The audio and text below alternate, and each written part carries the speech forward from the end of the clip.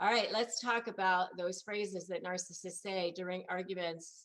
Yeah, I know, like it's in your gut. You kind of think that maybe this is what's happening, but you're not 100% sure. And that's why you're here. And that's why you're watching this video right now. I see you.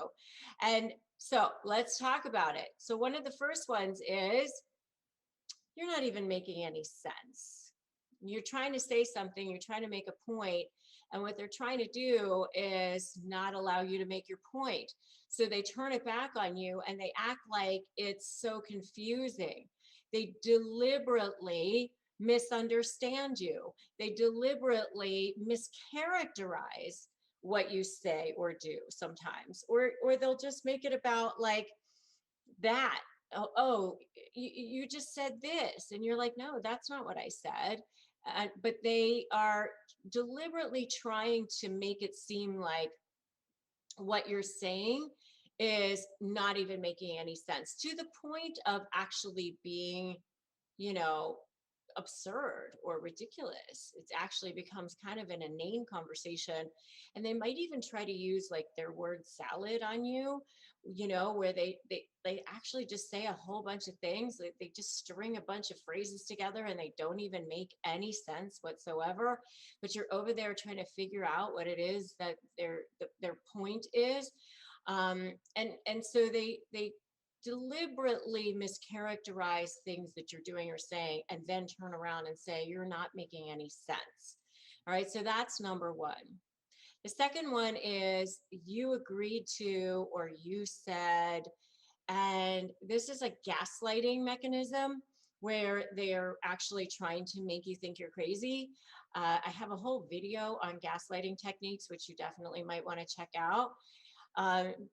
It actually stems from the old movie called Gaslight, and I think it was in the 30s, where the husband was trying to make the wife think that she was crazy. So he would blow out these gas lights and she would say, wasn't that just lit? And he would say, no, it wasn't. So that's something else that they'll do, is like, you agreed, you said, we talked about, things like that. And you're like, no, we never had that conversation. So that's the second one. The third one is, if things are getting heated, they'll turn around and they'll say, you're too sensitive, or something like that. Like, basically turn it on you that you're just histrionic, you're too dramatic, you're crazy. And so therefore, whatever point you're trying to make isn't going to get through. The whole idea of this is they don't want you to have any value in this conversation. Everything that you try to do or say is going to get manipulated, and you're certainly not going to feel heard, and you're not going to feel valued, you're not going to feel honored, and you're not going to feel respected. And if you feel like that every time you're trying to have any kind of a discussion or argument or conversation with this person, then you're probably in a relationship with a narcissist. And another one that they pull, like the fourth one, is, I don't like the way you said that, or I don't like the way you presented that. In other words, they're basically saying, now let's talk about how you brought this up. I didn't like your tone. I didn't like that word choice. They're going to start picking on those things so that you can never actually get to the point of what it is that you want to bring up. You brought it up at the wrong time. They're too tired. Don't you know I'm tired? Don't you know I worked all day? This is not good timing. Don't bring it up now. The neighbors might be able to hear you. People are around, something like that. Just whatever they need to do to never get to the point of what it is that you want to say. Okay, so that's the fourth one, is, I don't like the way you said that. I don't like the way you did that. I don't like the way you brought it up, something like that. So now the whole argument is about that instead of about what you wanted to actually talk about. And if you think that this is spot on so far, give me a spot on in the comments below. All right, so let's talk about number 5. Number 5 is, they say things to deliberately hurt you. So they'll say things that are like super below the belt. This is where they're really starting to come unglued. They're really starting to lose control. They'll do whatever they need to. And so, narcissists are street fighters. They fight dirty. If it was an actual fight, it would be the equivalent of groin stuff, pulling hair, biting ears, pinching, whatever they would need to do to win. Because with narcissists, it's either winners or losers. They're very black and white in their thinking. So, and they know they're really good at reading, really good at reading people, highly skilled at that. And so they're highly skilled at figuring out what your weaknesses are. So they'll hit below the belt and they'll say things like, you're horrible in business, or you're the worst mother ever, or whatever they need to say, because they want you to be hurt. They want you to feel pain. Okay. And then the last thing that they say, which is kind of their famous things that they say, goes back to that black and white, the way they think in a very black and white terms that I was talking about earlier. And and by the way, I have a whole bunch more on this, on their favorite phrases in general. This video is more on like their argument techniques, the things that they say in arguments, but I have a whole video on their favorite phrases, which you definitely should check out as well. But the last thing that they'll do is sort of what I call their all or nothing phrases. And so they'll be like, no one else thinks the way you do. No one else says that. No one else believes that. No one else ever acts this way. They want you to feel isolated. They want you to feel like you're the crazy one. And that, they've worked on your brain. They're very good at working on your brain and making sure that you feel that way. So they'll say things like that so that you feel like, maybe I should stop this or whatever. And then the other all or nothing type of phrase that they'll use is like, everyone else thinks, everyone else believes, everyone else is on my side, everyone else thinks that I'm great with money or great in business, or that I'm a wonderful parent, or whatever it is. Like, everyone else thinks that. You're the only one who doesn't think that. And they might even say, like, everyone else thinks that you're crazy. Everyone else thinks you're a drug addict or an alcoholic or a wife beater, or whatever, they want you to feel. So the last thing is like that, those famous, what I call all or nothing phrases, like to try to isolate you, to try to manipulate you, to try to make you think that maybe you're wrong in the way that you're thinking. Let's talk today about what do you do when somebody is talking in circles at you, when they're giving you that, what they call word salad or whatever it is. They're really just trying to confuse you. They're trying to make you go crazy. Or maybe they're not. Maybe they're just talking in illogical terms. First of all, if you can exit the conversation, go ahead and do that. But maybe it's your boss that you just feel like you can't. Maybe you just feel like you have to be in the conversation for a little bit. So what can you do when you are in that situation? I've been in that situation. I've done thousands of mediations. I've been in settlement conferences. I've been in what they call four ways, where I've been with my client or opposing counsel, and I've been thinking, what in the heck did that person just say? What just came out of that person's mouth? What can you do in those situations? Sometimes you think, is that person disrespecting me, or are they not? Sometimes you think, oh, that for sure, they're definitely just trying to make me think that I'm crazy. What can you do? So, the first thing I'm going to tell you is just stop. So, SOS, right? So, just stop, then just observe. So, stop and then observe before you go ahead and give a response. So then you can give your thoughtful response. Then you can say what you're going to say. Stop, observe, then speak.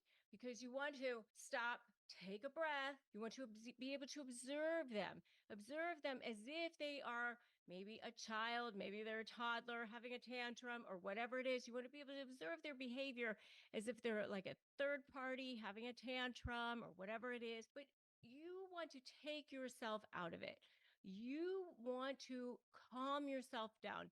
You don't want to be emotional. I remember hearing one time that one of the most important skills that we can learn as human beings is how to regulate our emotions, how to have control of our emotions.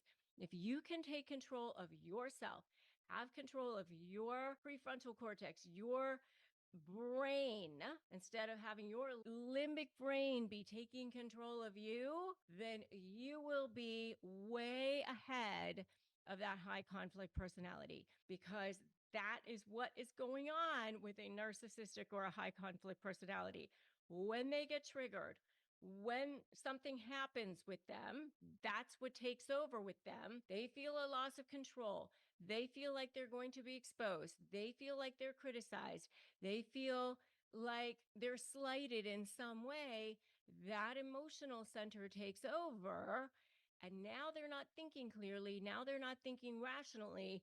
Now they are being run by, they're being given by that emotional center. They're not thinking rationally. They go from 0 to 100. You're either for me or against me. You're either my friend or my enemy. Frankly, they're unaware of the collateral damage. They're literally blinded by the collateral damage that they cause, and they will take themselves down to take you down. You don't want to be in that same position. You don't want that handicap. That's literally a handicap. You don't want that handicap. You want to have the upper hand in this situation. And if you want to have the upper hand, you want to remain calm. You want to remain cool. So when they're being illogical, instead of responding with anger, instead of like this, push, push, push, push, pull. You want to let go. You want to let go of that thing so that it's not both of you pushing against each other. And you want to basically respond with curiosity. You can go, oh, well, that's interesting. Why would you say that? That's interesting. Why would you do that? So you can just respond with curiosity after you've done your SOS, right? So then you are the one in control. Then you are the one who is now driving this bus. Could you tell me more? Tell me more about what you mean by that. I don't think I understand what it is that you're saying. Can you clarify? Can you clarify more about what you mean by that? Ask them to clarify, because maybe they can. Even if you are dealing with a spouse, it could be a high stakes situation across the table, or it can be somebody that you are dealing with that is very intimate to you. Either way, you want to stop yourself and you want to go, oh, hold on, let me not react emotionally. And let me say, that's interesting. Why would you think that? Why would you say that? Tell me more. Because you might actually get a response. It might actually be helpful to you. Find out what's happening. Find out what's more. And then respond, because maybe there's more to the situation than what you think. And if you're still getting something that's illogical, or maybe something that you feel like you need to defend against, maybe it's something that you feel like you're being accused of or whatever, do not ever come back. Don't justify. I always say never jade, never justify, argue, defend, or explain. Never come back with that anger, that rage. Don't do it. Just continue to respond with those phrases where you are observing, the situation. Maybe we need to have this conversation later, because remember, you can always put that invisible boundary down around you. You always are allowed, always give yourself permission to dismiss yourself from the situation, because you always are deserving of respect no matter who you're dealing with. So you can always say, let's continue this conversation when we're all calm. I can see that you're upset. I can see that you're angry. Maybe we should have this conversation later when everybody's had a chance to cool down a little bit. You can certainly say that. The other thing that you can do is you can say, how about if we start with areas that we might agree upon? And maybe start with areas of agreement and work toward areas of more contentious areas or something like that, so that you can get to what might be logical, or let's focus in on what's fact. Try to you maybe take control of the situation. I'm not sure about that, but how about we focus on this? Maybe you take control of, how about we organize it this way? Something to that effect, so that you're now focusing on what so, what I say, what so, being rational about it. That is something else that you can do. Is this making sense? Put make sense in the comments so that I know that this is making sense for you. And I would love to know which of these suggestions is resonating the best with you.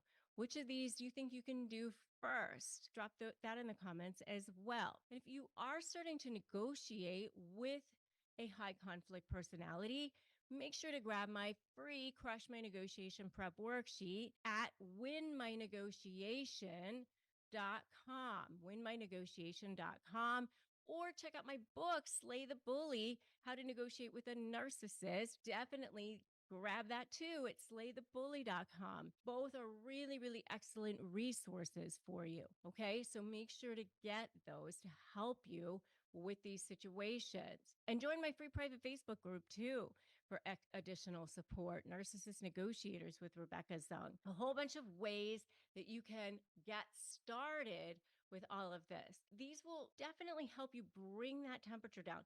The whole idea of this is when everything is like red hot, red hot, red hot, or illogical, or maybe you're feeling like this person is definitely trying to take advantage of me, or this person is really trying to make me think that I'm crazy, and you're certain that that's what they're trying to do.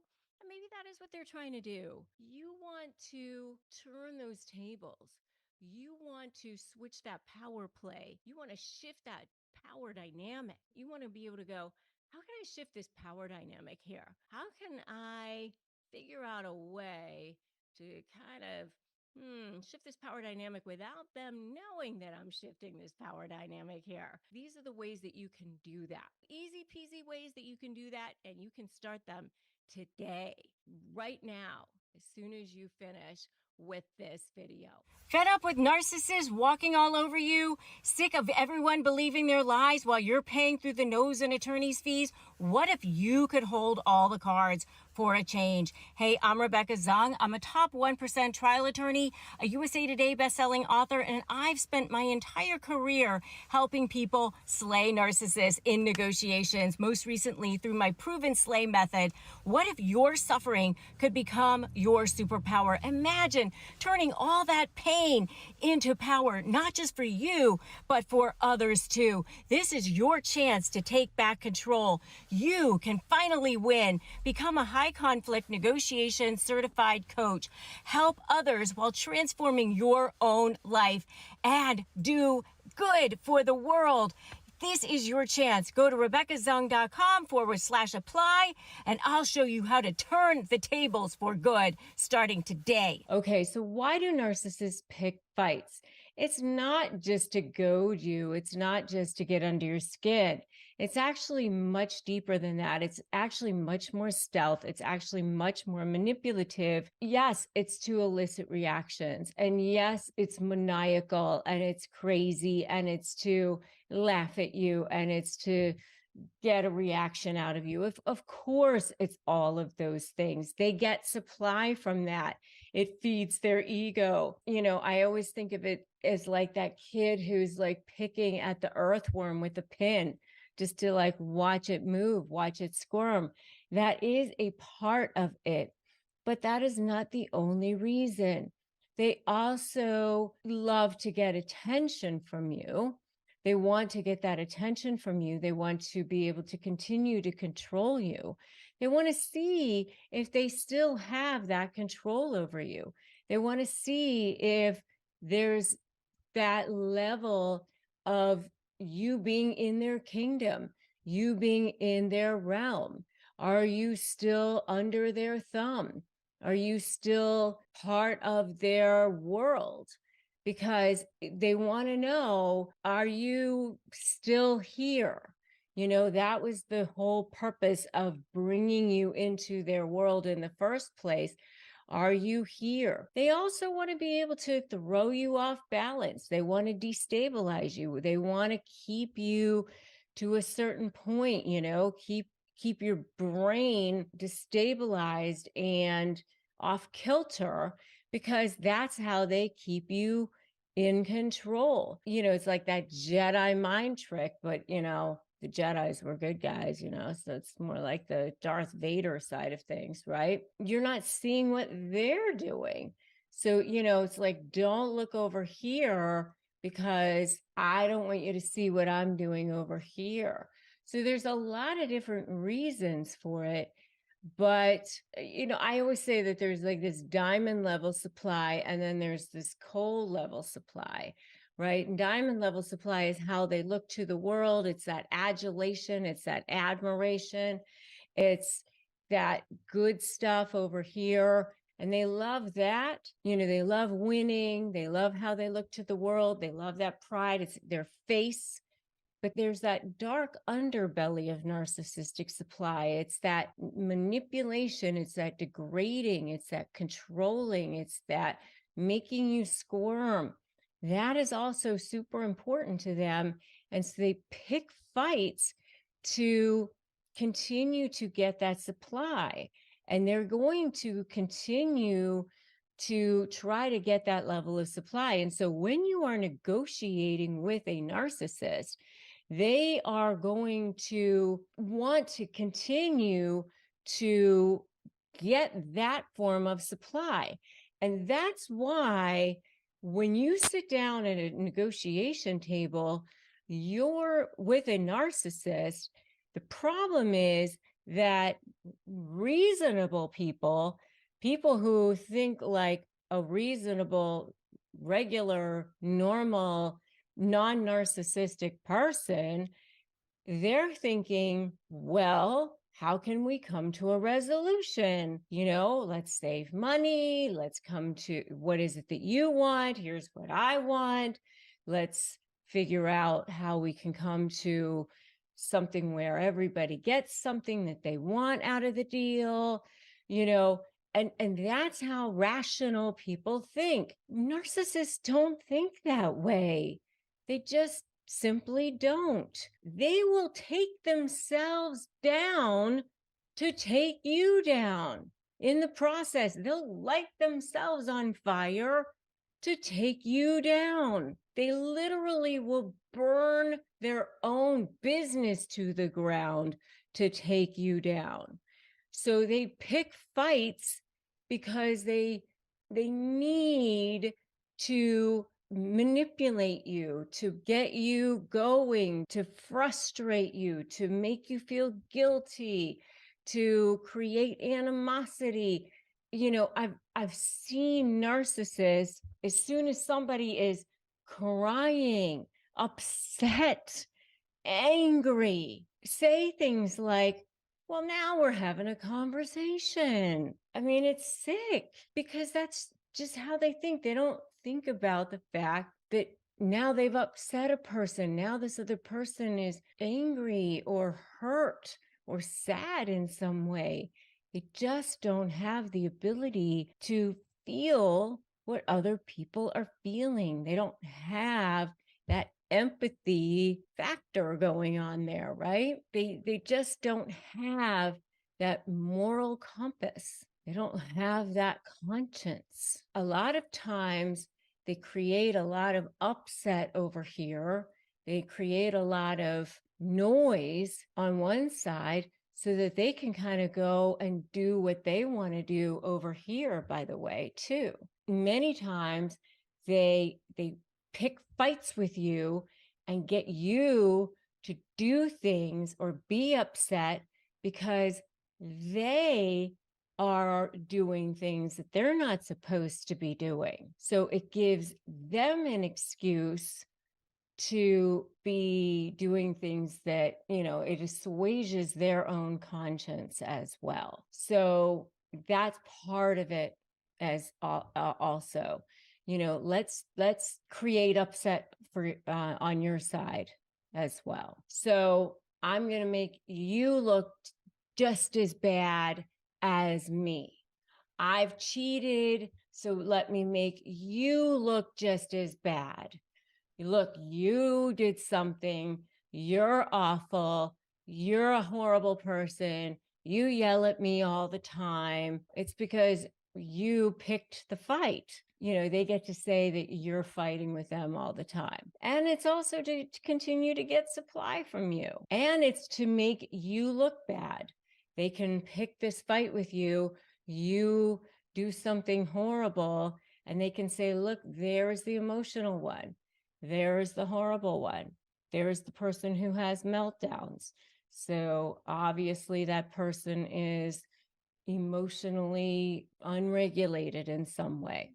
So there's so many reasons that they pick fights. And I want you to put in the comments right now that you're not taking the bait, because once you do, then you have lost your power against narcissists. The minute you take that bait, you've lost your power. All right. So put not taking the bait in the comments. And I would love to know what ways you've seen narcissists pick fights with you.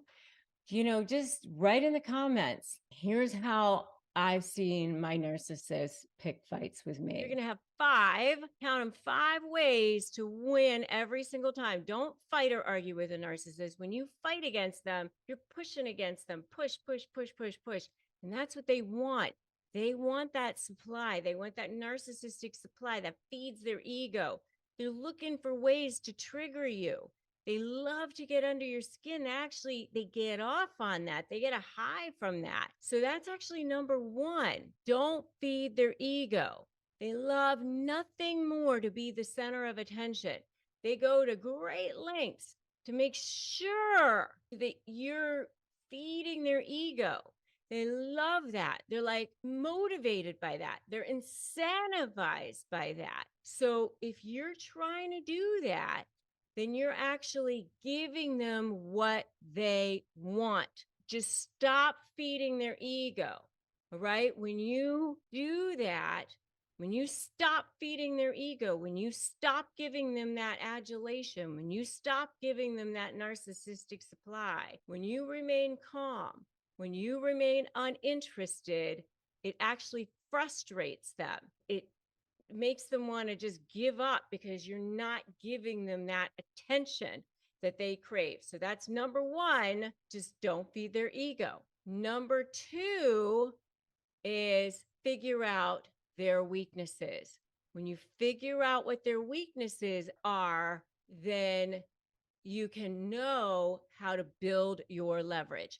So in my SLAY methodology, which is what I teach in my programs, you learn how to expose them. That's how you build leverage, strategy, leverage, anticipate, focus on you. That's my SLAY methodology. That's how you win your negotiations. So when you figure out their weaknesses, you can start to build leverage.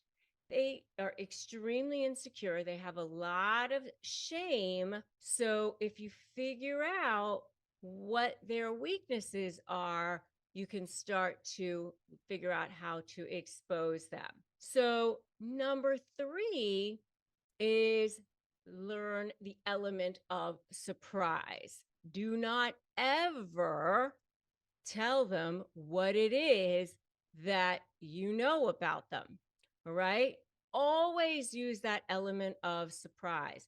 Keep what you know about them very, very close to your chest. Make sure you keep them guessing, because if you tell them what you know, and I know sometimes it's like you just want them to know you've got something against them, but it's really, really important that you wait and use that leverage and spring it on them at the right time, because it's absolutely critical that you have a strategy and use that leverage at a time where you can squeeze them and motivate them and use it to your advantage during a communication, during a negotiation. You want to make sure that you're not being drawn into their games, that you are the one who is controlling the conversation. And there are certain ways that you can control the conversation. There are definitely certain ways that you can control the conversation. Make sure that you remain calm. So I want you to put that in the comments right now. I'm calm. I'm calm.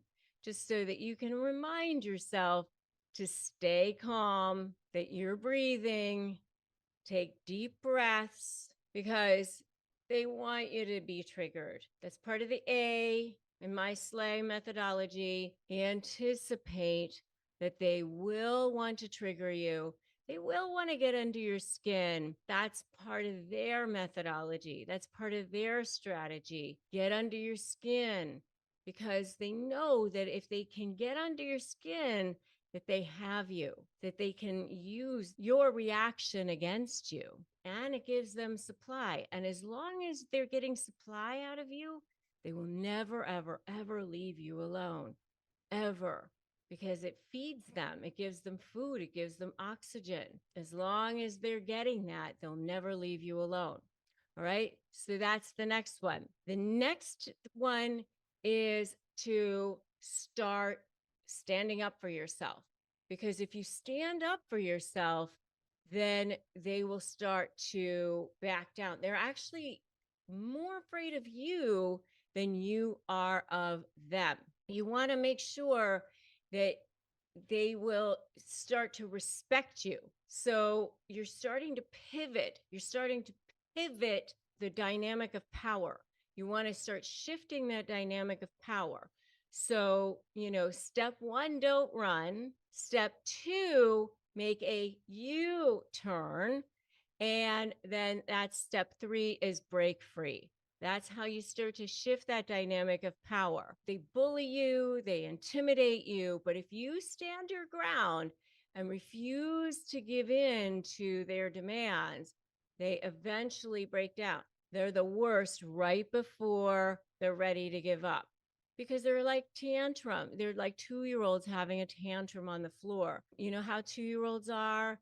They start to cry longer, they start to scream louder, and they're looking over at the parents to see if they're watching. Well, maybe if I just scream a little louder, maybe if I just scream a little longer, they'll give in, they'll give in. And then eventually they realize, oh, the parents aren't giving in, I'll just give up. That's what's going on over there. You want them to lose interest in you altogether. You'll see that they are the worst right before they're ready to give up. Number 4 is stand up for yourself. And the last one is the hardest one for you, but it is the most important. This is the one where you're going to fake it till you make it in some ways, right? Show them you're not intimidated. Show them you are not intimidated. If you need to go scream in your pillow, cry in the shower, it's okay.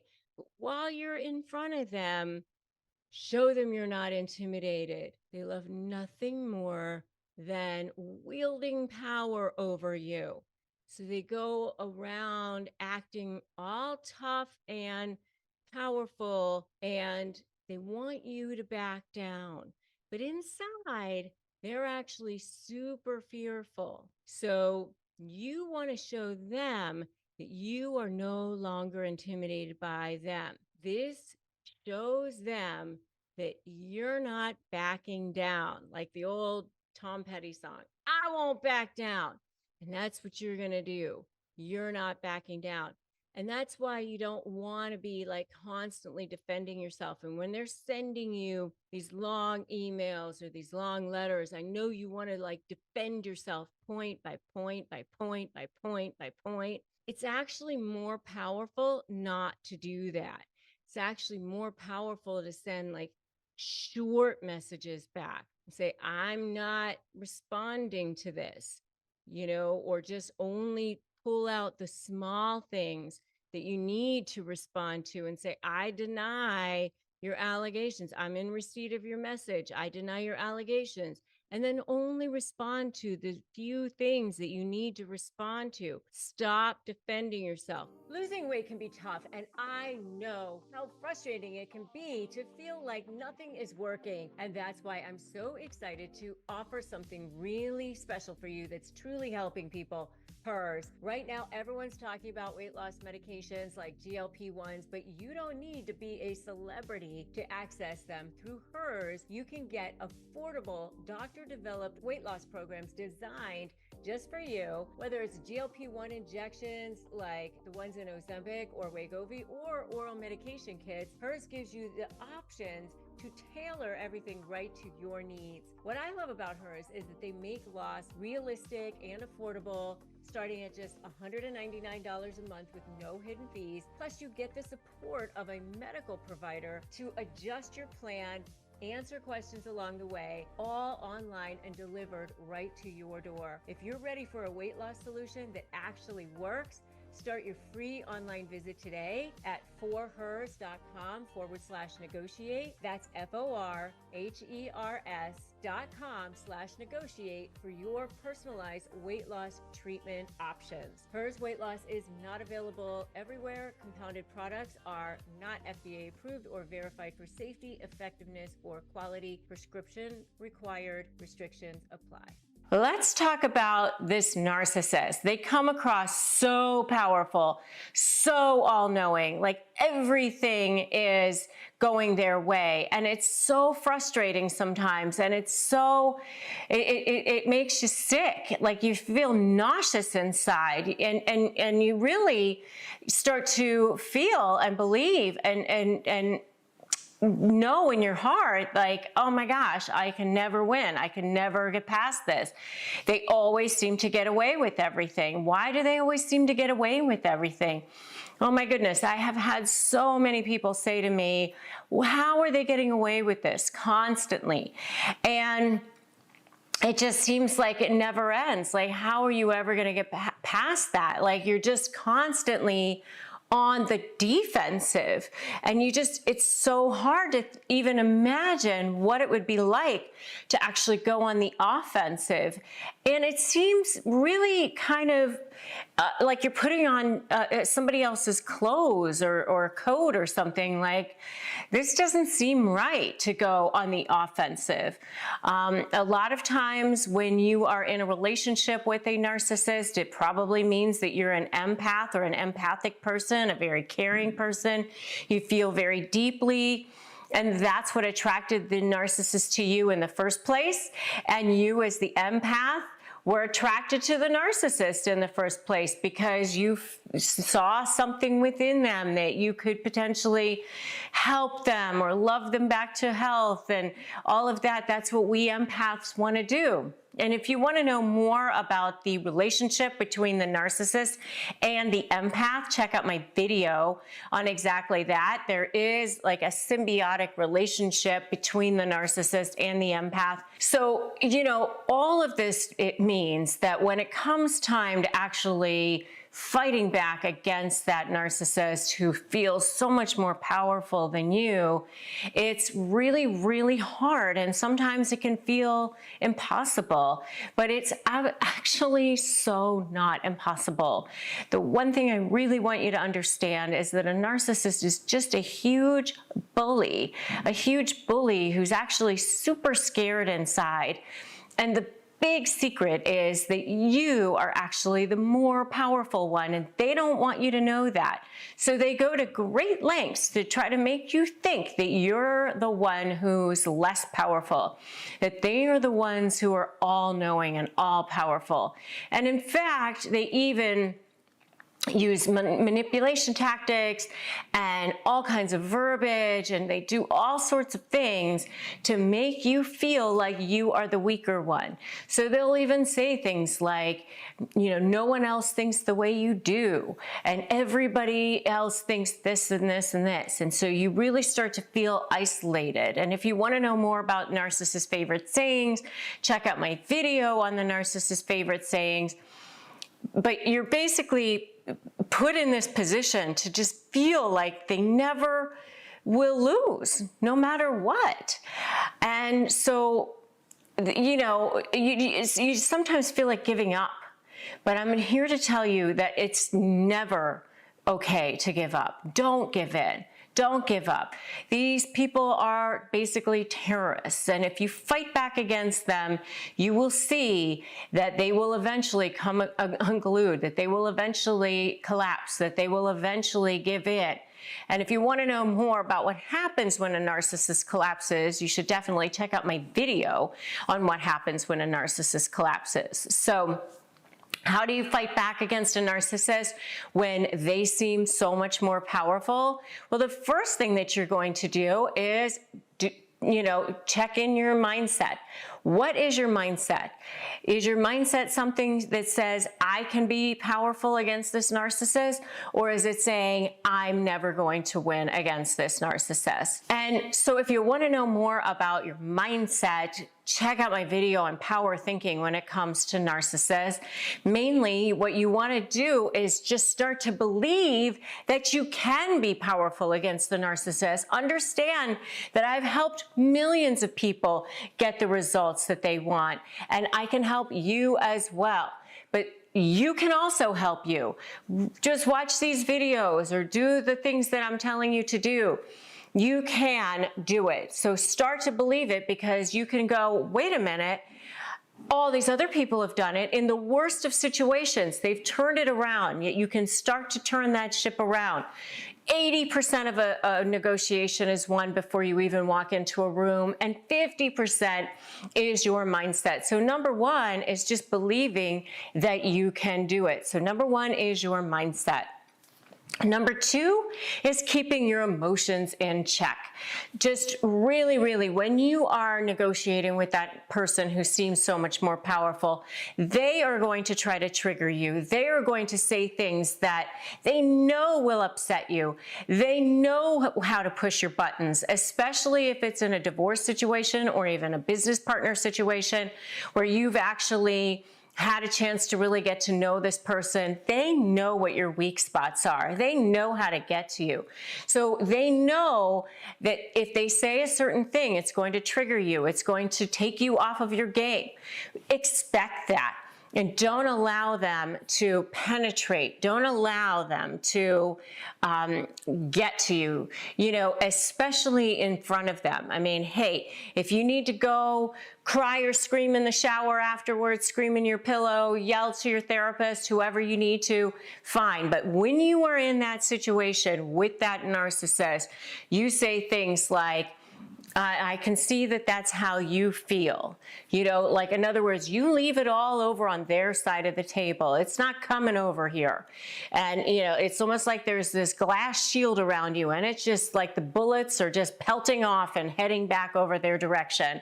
All right. So when it happens, you just, I hear what you're saying.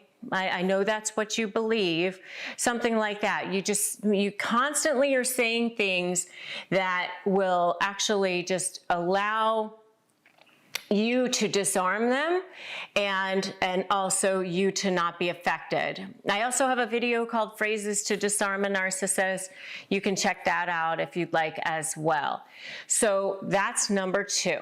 And I really want you to believe that you are powerful. And if you believe that you can be powerful, I want you to put in the comments, I can be powerful. Put that in there right now. I can be powerful. This is the start. Mindset, keeping your emotions in check. The third thing that you can do is actually really do your research. You're going to research your side. You're going to research the other side. You're going to do as much as you can to have everything prepared. Understand exactly and anticipate what it is that they're going to say. And then that way you'll have a response for it. The more that you can prepare, the less concerned you're going to be that they're more powerful. The more that you have your arguments ready to go, the less powerful they will be, especially if you're anticipating what the other person is going to say. And the fourth thing that you can do is use languaging that makes you seem more powerful. In other words, you can say things like, I know that we are both on the same page when it comes to this. But here is one issue that I want to present to you, and I anticipate that this is what your argument is going to be, and here's what my argument is. So you use powerful language, and you can also use powerful body language. So that's going to be number 5. Use powerful body language. Power language is, putting your arm draped over the chair, grabbing your chin, steepling. These are 3 different ways that you look more powerful. There are a few things that you can do. The first thing that you can do is understand what narcissism is. Understand that you're dealing with a personality disorder.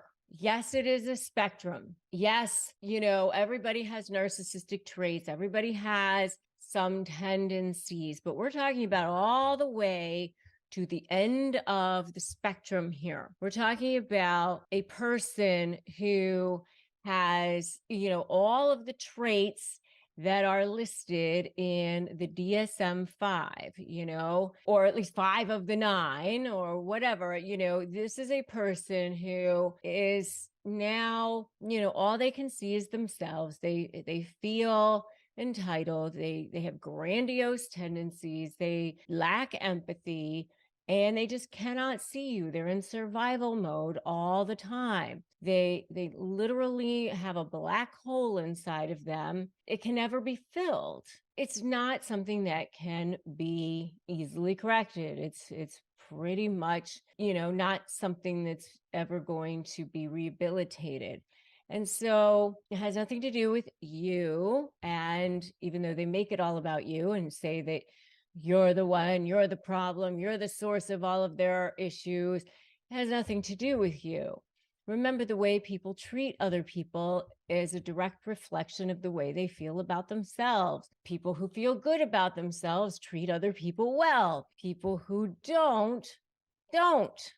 Right? Has nothing to do with you. The other thing you need to remember is that they did not attach themselves to you because you had so little value. They attached themselves to you because you had so much value. They wouldn't be devaluing something that had little value. Think about that. All right. So don't take their behavior personally. That's the next thing that you need to remember. All right. The next thing you need to remember is you need to set boundaries. You are changing the course of what's going on here. You're having to turn things around 180 degrees. You've basically been conditioned from the beginning. They selected you, they started conditioning you. And so you have to start conditioning them the other direction, so it's not going to feel right for a while. You're going to feel like you're wearing somebody else's clothes. You almost kind of have to look at it as you're taking a big, massive ship and turning it around 180 degrees. So I say, step 1, don't run. Step 2, make a U-turn. Step 3, break free. Step 1, don't run. Step 2, make a U-turn. Step 3, break free. The thing you're going to have to know is, and you're going to use my slay methodology, strategy, leverage, anticipate, and focus on you, is that they really do respect somebody who stands up to them. They respect somebody who has confidence a lot more than somebody who doesn't. Don't argue with them directly. If you argue with them directly, if you push on them directly, if you push back directly, you're just going to get pushing back directly at them too. That doesn't work. That's just going to get fighting. And if you directly attack them, they're just going to defend themselves.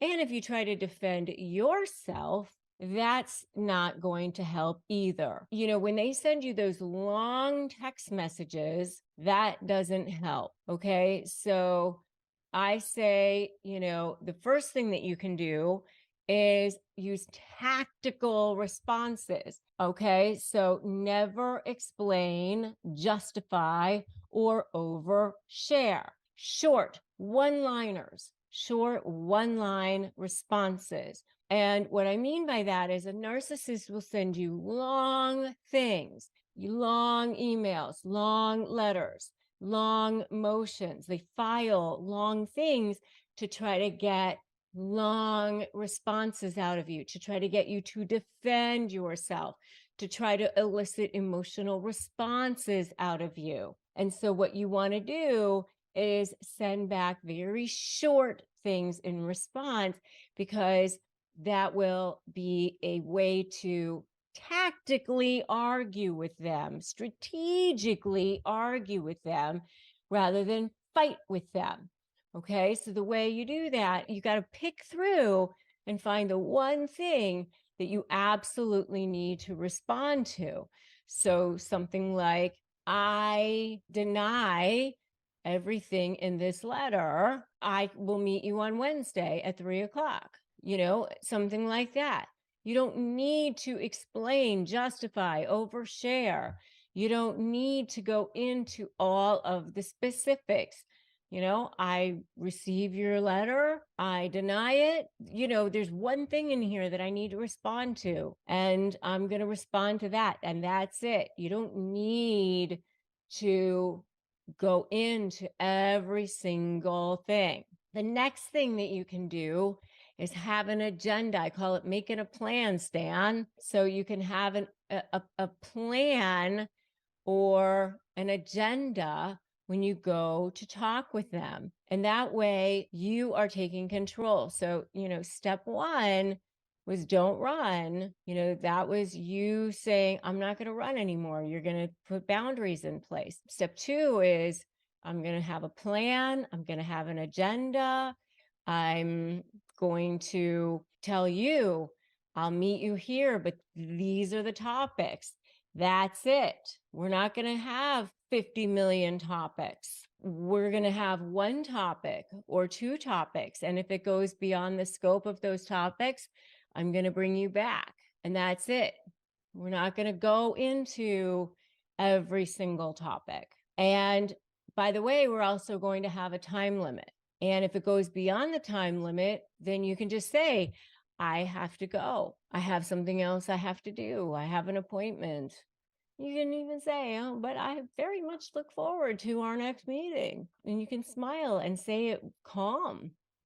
Say it collectedly, because the one thing that you want to make sure you always do is stay calm. All right. So that's your next point. Stay calm, stay cool, stay collected, because the minute you lose composure, the minute you lose your ability to be emotionally regulated, then they have you, because that is the one thing they will always try to do, is bait you. They will try to bait you.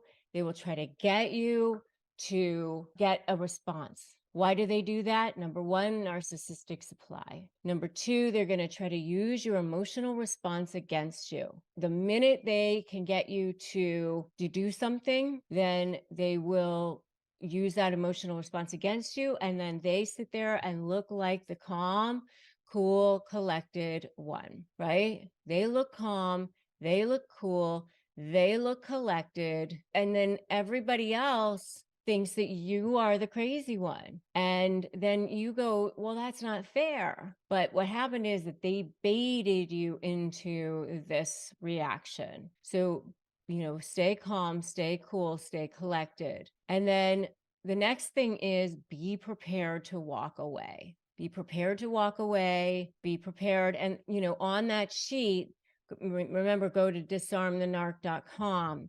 You'll see that there are some phrases where I say on there, I am going to ask you to be respectful. If you can't be respectful, then we can resume this conversation at a time that you can, so be prepared to just say, we can have this conversation, we can discuss issues. There's certain things that are negotiable. What's negotiable? Issues, contracts, things like that. What's not negotiable? Your self-esteem, your self-respect. Those are not negotiable. So when you're starting to be attacked personally, when they start to say things about you personally, when they start to call you names or raise your voice, things like that, then that's not helpful, it's not productive, and it's not okay. And at that point, that's when you can just say, this conversation is not going to continue right now. Thank you. And get professional help if you need it. Get professional help for having the conversations if you need it, mediator, arbitrator, dispute resolution, experts, and get your own professional help if you need it. If you need therapists, if you need coaches, if you need help, get it. Don't try to do this on your own because it's too hard. It's definitely too hard. You're dealing with somebody who's a master manipulator, and you might need to get the help and support that you need. When you are dealing with a covert narcissist, you should run quietly. You're dealing with a counterfeit relationship. I know it is a nightmare. I have been exactly where you are. I know that. I still remember that pit in my stomach, that tightness in my chest, that half nauseous feeling, that feeling like you want air. You feel like you can't breathe, that rumination in your mind all the time. I know exactly what you're dealing with. And a covert narcissist is different than an overt narcissist. The overt narcissist goes around telling everybody how wonderful they are all the time. They're the ones that you think of when you think of a narcissist. They're the ones that are demanding how, all the space in the room. When they've entered the room, they want the attention. The covert narcissist says, oh no, I don't want attention. It's okay. Everyone else can have the attention.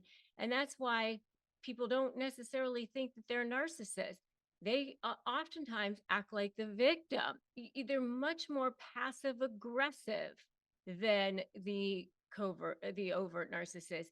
Many people think that they're wonderful. Many people think that they're charming. Most people think that they're the most incredible people on the planet. And that's why you, who are their target, end up feeling very, very victimized, because you don't want to come back out and tell people what you're dealing with, because the things that they do are so small and so subtle that when you go and tell people about it, people go, what are you complaining about? That's really not so bad.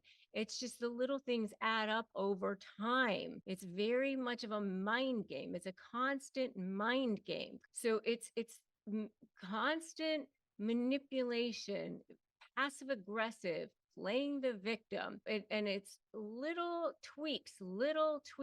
It's that little kind of tiny things.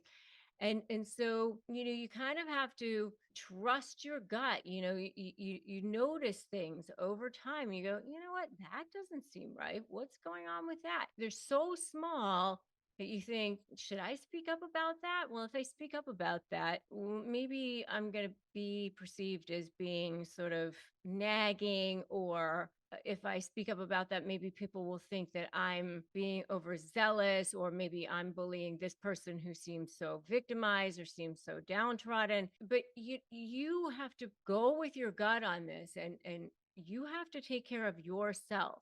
And you're not responsible for another person. And, it is so important for you to trust your gut on this and know what is best for yourself. and no one else.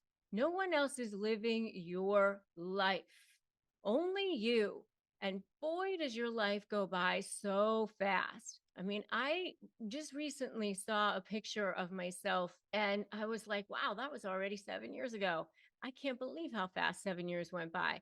So life goes by so fast. It's like in an instant. And so you cannot worry about what anyone else is going to think or what anyone else is doing. Only you and people who are your true friends or your true supporters will support you. And you have to know that you are in integrity for yourself and doing what's right for your heart, yourself. And if you can do things that are in integrity at the highest level and for yourself at the highest level, then you just know that that's what you have to do. So if you make that choice that is for you at the highest level, then that's what you need to do. And just, okay, say to this person, this relationship is not serving me. I want to preserve you. You want to make sure that whatever you're doing, it minimizes potential harm to that person, minimizes potential retaliation if possible, because they are going to want to retaliate. However you try to handle it, they will take it personally, whatever you try to do, because you are a source of supply for them. And they don't want to see their source of supply go out the door, go out the window. And they're going to be worried that you are going to be exposing them to somebody. So no matter how you try to play it, no matter how nice you want it to be, I know for me, I was in a business partnership with a covert narcissist, and I tried very, very hard to have the situation be as amicable as possible. And I've been in a couple of situations with these covert narcissists. And even when they wrong you over and over and over again, as much as you try to keep it smooth, as much as you try to, it's almost like the harder you try to keep it smooth, the worse it is. So you just have to know and trust your gut that the most you can do is stick to your guns, create boundaries, know that the cream always rises to the top.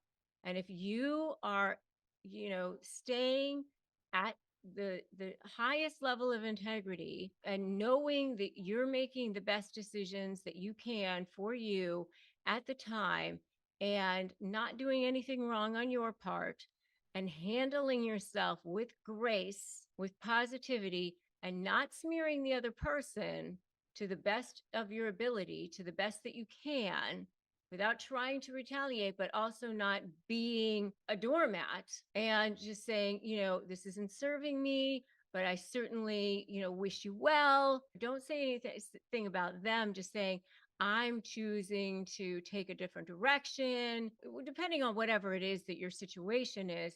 Not knowing if it's going to be a business situation or a personal situation. You want to discuss strategies for detaching, disengaging, emotionally preparing yourself for, being in different directions, almost putting an invisible shield around yourself, because they're going to hurl things at you. And you just almost have to just kind of let it go by you, let it whiz by you, start being able to say things like, that's very interesting feedback. Oh, I hear what you're saying. I get that. I get that that's what you think. I agree that that's what you think. Just start to say things like that, that just is detaching yourself from the situation where you're just taking a look at them, but you are not engaging. You are not getting involved. You are staying here, you're up here, and they're down here. Definitely as little contact as possible, establishing boundaries. And really, I would take the step of no contact with anybody that they're in contact with too. That is what I did. I cut off everything as far as even social media. I stopped being in contact or relationship with anybody because I just wanted to cut the cord vibrationally with people who were involved with this person, because you just don't want that energy, you don't want that power to be sucked from you. You want to be in high vibrational energy, and you want to be able to protect yourself from further manipulation. You want to be able to protect yourself from further emotional harm, from further emotional abuse, from that suck, that energy suck, that feeling, that energy vampire suck that comes from being in that space of a covert narcissist space. And that's what happens when you're in there. And if you want more phrases for disarming narcissists, get my phrases for disarming narcissists at disarmthenarc.com. By the way, disarmthenarc.com. And if you need more support, make sure you join my free private Facebook group, Narcissist Negotiators with Rebecca Zung. And when you're going to heal and move forward, remember it is difficult to recover and heal from being in this sort of counterfeit relationship. So be gentle with yourself. Understand that self-care is going to be ultimate in dealing with that. And I have a whole video on self-care when recovering from narcissists and coping with narcissists. So check out that video. And the impact of having to deal with that, it takes some time to recover from that. It does.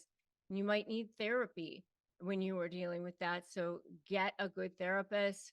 If you don't have a good therapist, if you don't have access to a good therapist, we have a partnership with BetterHelp. You can go to betterhelp.com/Rebecca Zung to access that. We receive small commissions on that. It doesn't cost you one single penny extra. We just want you to have access to relationships that you can trust.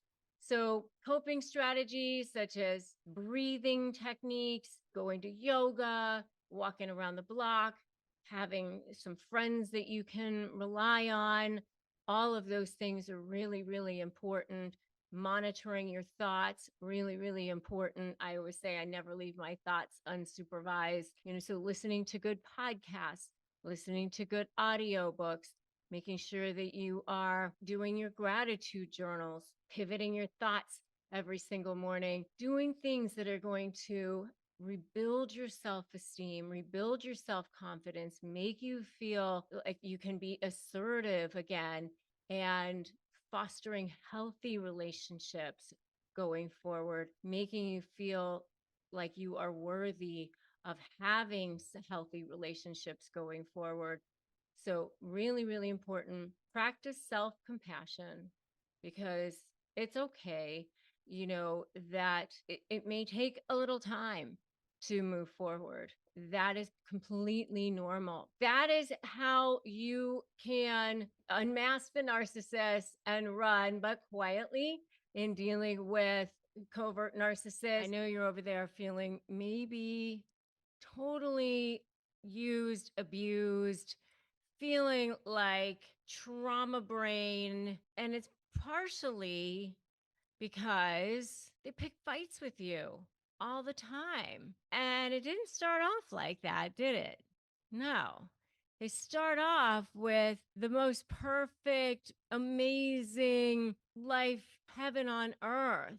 They come on with these promises of heaven. They love bomb you at the beginning, whether it's a business relationship or a personal relationship. I had a business relationship with a narcissist, and it's like you found this amazing, incredible person.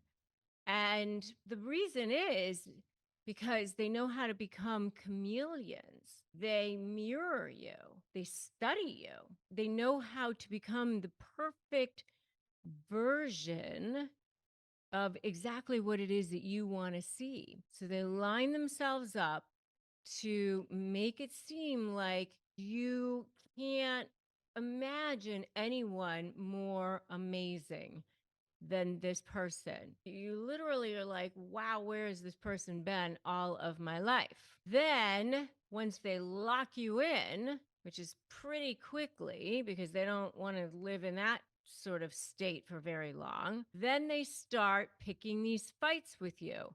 That's when they go into that devalue stage. And if you want to know more about these stages of a narcissistic relationship, I do have videos on this: the love bomb stage, the devalue stage, the discard stage. But they start picking these fights with you, and they start doing that for a number of different reasons. It's to start conditioning you at the beginning, to start breaking you down, to start establishing control over you.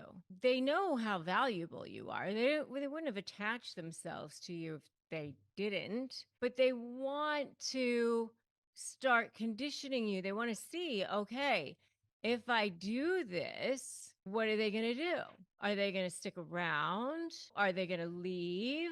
What's going to happen? And then once they see, okay, they stick around, good, great, perfect. They also, by the way, enjoy, in a sick way, watching you be triggered. They literally get off on seeing your, emotional response. They revel in your frustration.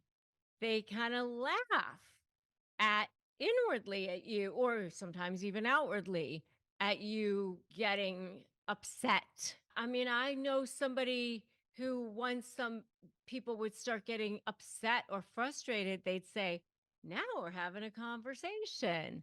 They actually like that. I mean, some people really love to elicit a reaction out of people. They enjoy that. They want to throw you off your balance. They want to keep you upset. Sometimes they do it just to make you feel guilty, or just to kind of, do that. But they want to suck you into that mud. They want to get you into their web of toxicity. So this is, the love bomb and devalue phase. So, depending on what part of the relationship you're in, that's why they do it there. Okay. And sometimes they do it just to throw you off on what they're doing, by the way, because maybe sometimes it's like, oh, create fire over here so that you don't see what they're doing over here. Sometimes they do it that too.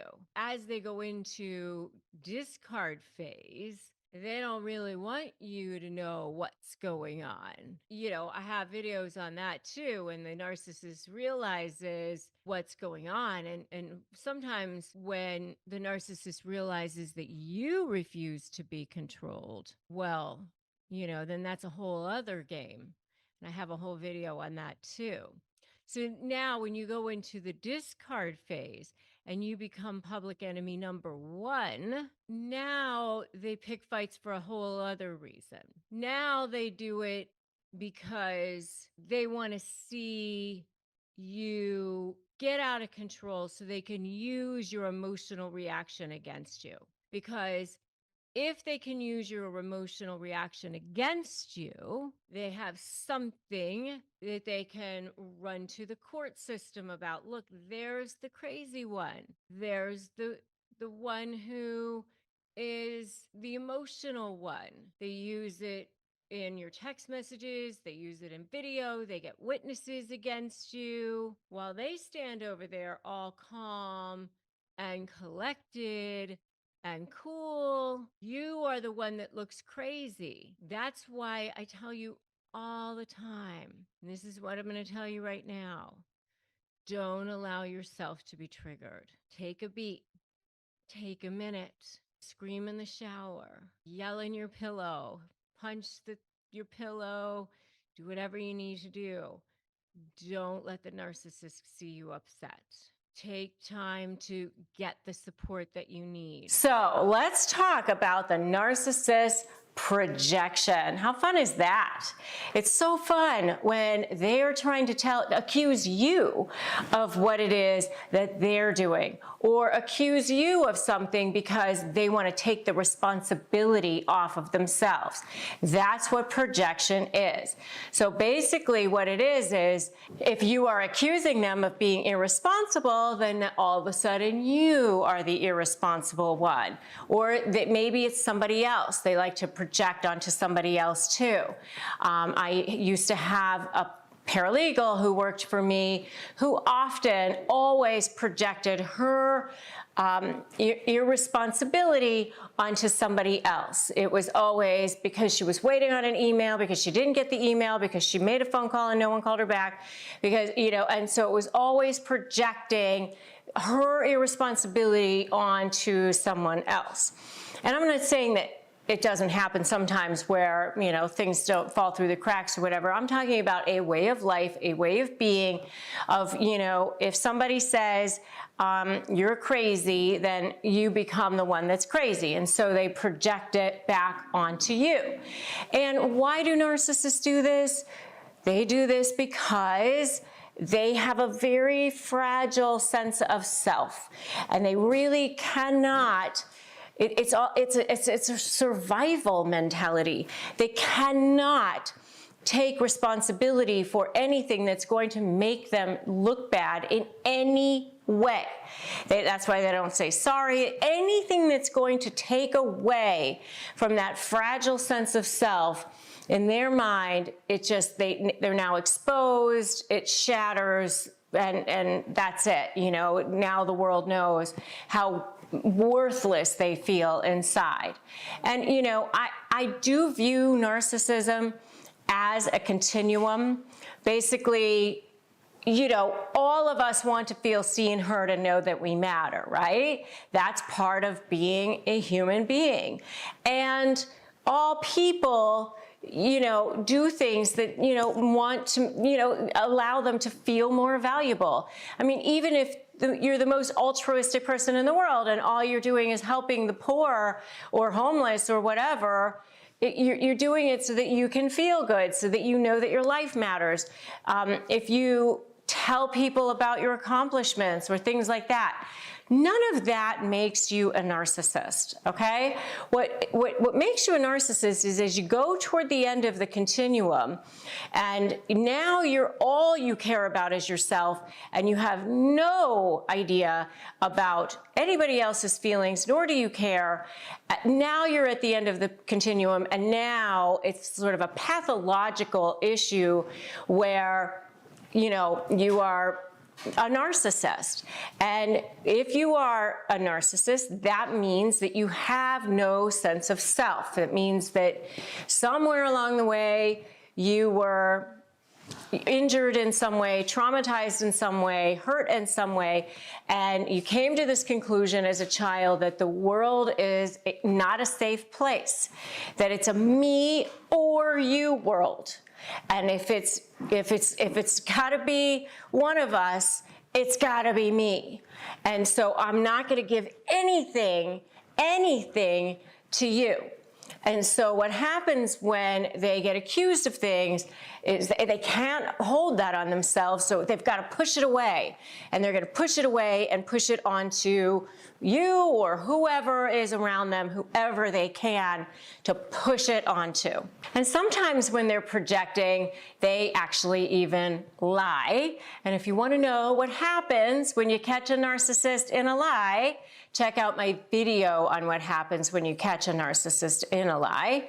But projection is one of those things that they do to deflect anything away from themselves. And that's one of the things that happens when they lie as well, which is deflect. And if you've seen this before, you've been the recipient of a narcissist projection, give me a totally in the comments. Okay, so now you're dealing with this projection thing, and what can you do about it? And this especially happens at a time when you're starting to negotiate with them. Maybe the relationship is starting to break down. You're starting to see that the birth of that smear campaign. And by the way, if you want to know how to shut down a narcissist smear campaign, check out my video on shut down a narcissist smear campaign. But anyway, what happens is, as this is happening to you, you start to feel really, really defensive, and your first inclination is to fight back. Your first inclination is to go, that's not me, and what are you saying, and that's you, and you're accusing me of exactly what you are, and fighting back. And what happens at that point is, now you're down into it. You're in the mud. There's nowhere for you to go. And you're exactly where they want you to be, by the way. So the first thing I want you to do when a narcissist is projecting on you is just stop. Stop and observe and listen and take a breath and go, I know what's happening here. I mean, you don't have to say that out loud, but you can say that to yourself and go, okay, I see what's happening here. This person is projecting onto me, and if I fight back, and if I go, any further in this, it's not going to end well for me. So let me just stop for a second and take a breath.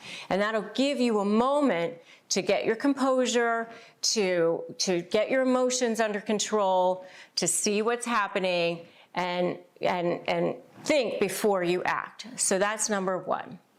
The second thing that you can do is keep your emotions in check and not take that bait.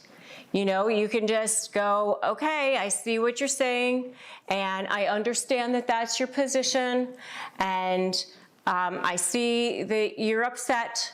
And if you want to know about more phrases to disarm a narcissist, check out my video on phrases to disarm a narcissist.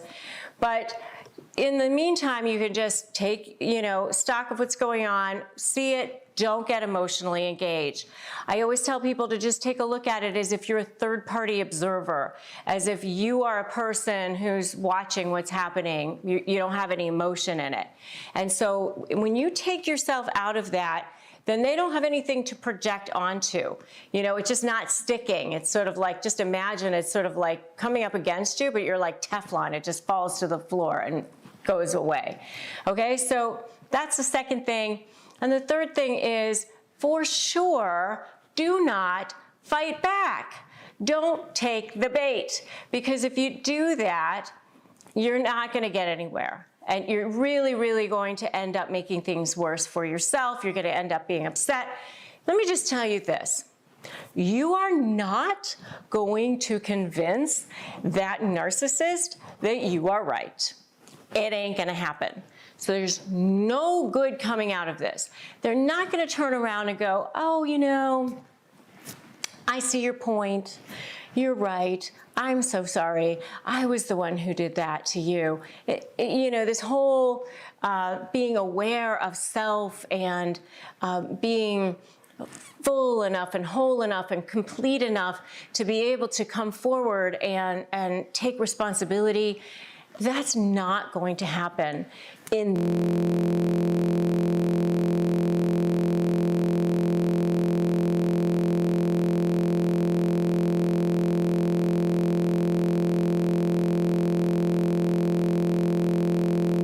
Today, I'm going to give you 6 ways to the path, the step-by-step guidance to take ultimate revenge on narcissists. You don't want to fight or argue with narcissists. You're going to do this instead, because if you fight or argue with them, they're going to fight or argue back. You know how you push against something, they push back against you. And when you're doing that, they actually enjoy it. That's what they want you to do. That's exactly what they want. They're like, hey, now we're having a conversation. Now you're giving me what I want. You're giving them food, lifeblood, oxygen. That does not give them revenge. So, my SLAY methodology has actually helped people break free. It's strategy, leverage, anticipate, and focusing on you.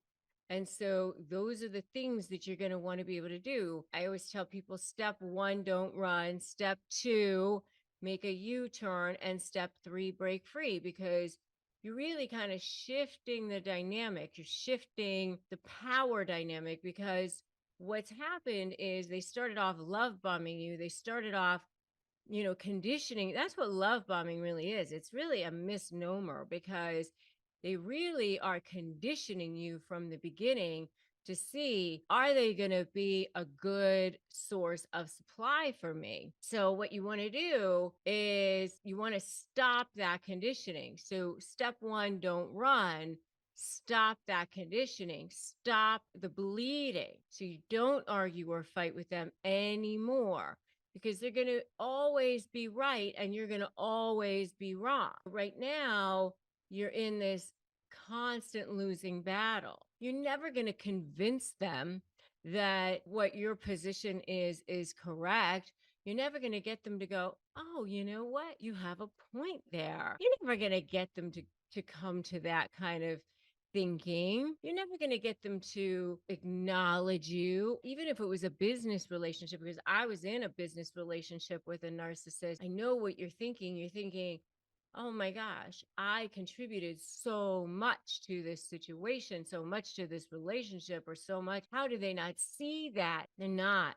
And if you think that you're going to give a lot in the negotiations at the beginning, and that's going to garner some sort of favor, and they're going to see how fair you're being and acknowledge that in some way, they won't. The faulty premise that people go into these situations with is that you try to overlay reason to a person who's unable to see reason. They just literally are unable. So, if you really want to take the ultimate revenge on a narcissist, don't fight back. Don't try to argue. It just makes them more aggressive. Number two is you need to set boundaries. You need to stick to them. And that's going to be really, really hard because they don't want you to stick to your boundaries. They want to maintain control because you are a source of narcissistic supply for them. So you're going to need some ways to disarm that narcissist. So I have a free resource for you. It's my free 15 key phrases to disarm narcissists. I would go grab that now. You can get that at disarmthenarc.com. Just go to disarmthenarc.com. It's a free resource for you. You can use that to write emails, write text messages when you're speaking to them, if you're responding, because they're going to light you up like a Christmas tree with all of their flooding, trying to get that supply source back under control. But that's okay because it's like a 2-year-old having a tantrum on the floor.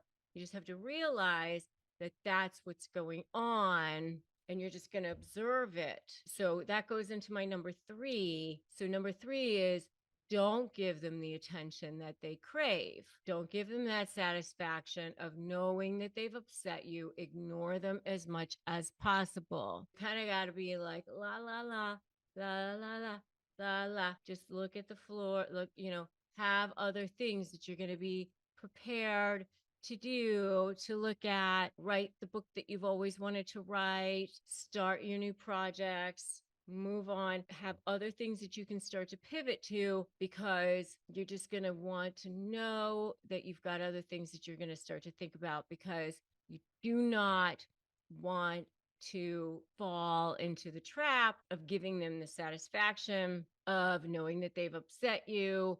You want to ignore them as much as possible. Once you've set those boundaries, you need to stick to them no matter how hard it is. And there's a number of reasons for that. I mean, obviously, if you go give them that attention again, you're back into the cycle, you're back into it. And they know there's that supply source. And as long as they know that they can get that supply source, they're never going to leave you alone. They're also going to try to bait you into doing certain things, try to upset you, try to get a reaction out of you. And if they do that, they're going to use that reaction against you. And you're never going to be able to heal. As long as you keep exposing yourself to that toxicity, you're never going to be able to heal. So number 4 is, you have to start taking time for yourself. And then that really is how you start to take ultimate revenge on a narcissist. Once you don't fight back, once you don't argue with them, that's really how you start taking the ultimate revenge on that narcissist. Because once you start to be happy, once you start to have your own life and you're not feeding them anymore, that's really what disempowers them. So start to make yourself happy, start to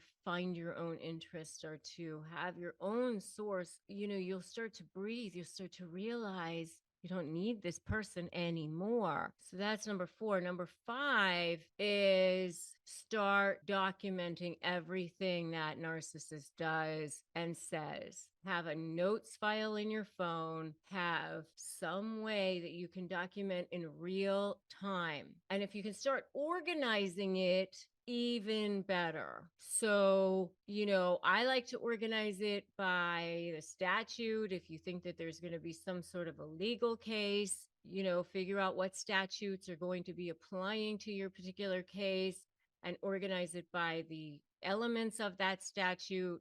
That's the best way to do it. But if you're not going to have a legal case, then find some other way to organize it. Summary of lies and inconsistent statements, summary of times that they didn't show up on time, summary of times they didn't pay the bill on time. Whatever it is, try to find some pattern of something where you're documenting everything the narcissist does and says, but whether it's the phone calls, whether it's the emails, whether it's the text messages, the faster you can figure out a way to have things organized, the better it's going to be for you. If you can figure out some way that you can find something by words, by keywords, even better. If you can create a timeline, that's even better. Some way that you can start organizing and documenting everything the narcissist does and says, it will make your life so much easier, because it will start to become voluminous, I promise you. And they will give you lots and lots of material, but this will become your leverage. So when you're doing your SLAY methodology, strategy, leverage, anticipate, and focusing on you, this will start to become your magic bullet leverage, which you will incorporate into your strategy, and it will definitely work for you, I promise. Number 6 is you are going to get support, and you're going to get support from a number of different ways. I want you to get support from people who have been through this before. I want you to get support from a network of friends. I want you to get support from a network of maybe family members. Seek professional help if possible. So if you don't have access to therapy, we do have a sponsor on this channel, which is BetterHelp. So you can go to betterhelp.com/Rebecca Zung. We do receive commissions on that. It doesn't cost you any extra. We just want you to have access to services that you can trust. We also have a Facebook group. I have a Facebook group that you can have access to, which is totally free, which is Narcissist Negotiators with Rebecca Zung. And I also have an inner circle, which you are welcome to join, which is my slayinnercircle.com. And I want you to have access to the help and support that you need. It is so important for you to have a network of friends and family and professional resources that you can count on, that that you can trust, because you are going to need that, especially when you are dealing with narcissists. But that is how you take the ultimate revenge on narcissists. You do not fight or argue with them. Instead, you get revenge by doing these 6 things.